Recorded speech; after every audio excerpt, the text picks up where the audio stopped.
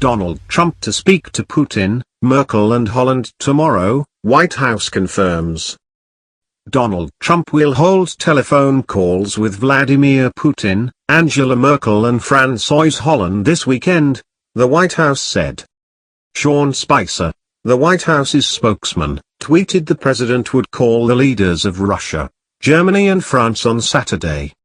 The Kremlin earlier said Russian President Vladimir Putin and Trump would speak.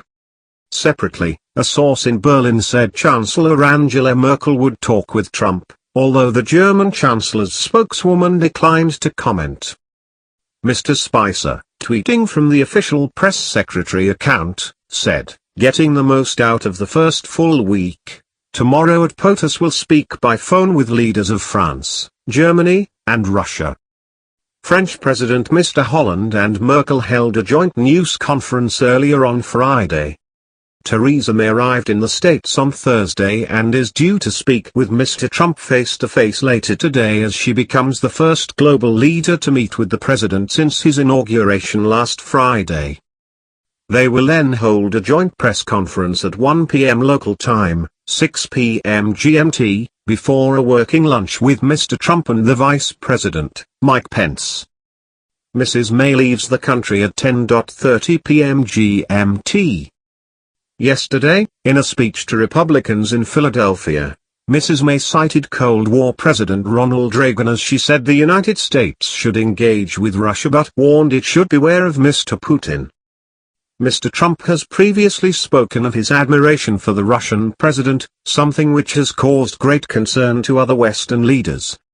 Russia's embassy in the UK has accused the British Prime Minister of trying to revive Cold War animosities with her warning against Russia. Diplomats at the Russian embassy in London responded on Twitter today in rhyme. They tweeted, "Engage but beware," Prime Minister said. "As far as we're aware, Cold War was long dead." In her high-profile foreign policy speech on the eve of her meeting with Mr. Trump, Mrs. May said, "When it comes to Russia, as so often it is wise to turn to the example of President Reagan who, during negotiations with his opposite number Mikhail Gorbachev, used to abide by the adage trust but verify. With President Putin, my advice is to engage but beware. There is nothing inevitable about conflict between Russia and the West. And nothing unavoidable about retreating to the days of the Cold War. But we should engage with Russia from a position of strength.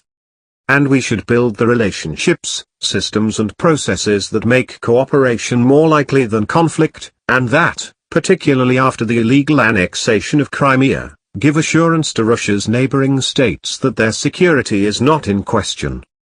We should not jeopardize the freedoms that President Reagan and Mrs. Thatcher brought to Eastern Europe by accepting President Putin's claim that it is now in his sphere of influence." Mrs. Merkel's advisers are believed to have given up on any hopes Mr. Trump will behave in a statesmanlike manner. They have reported being unable to effectively communicate with Mr. Trump's advisers and believe he may not honor existing trade agreements involving their country's agreement.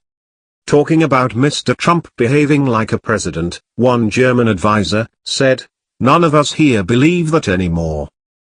The Americans, and the world, will get the Trump they elected."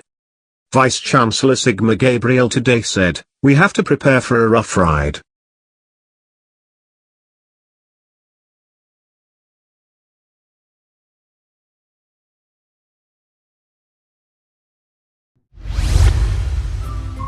Thank you for watching.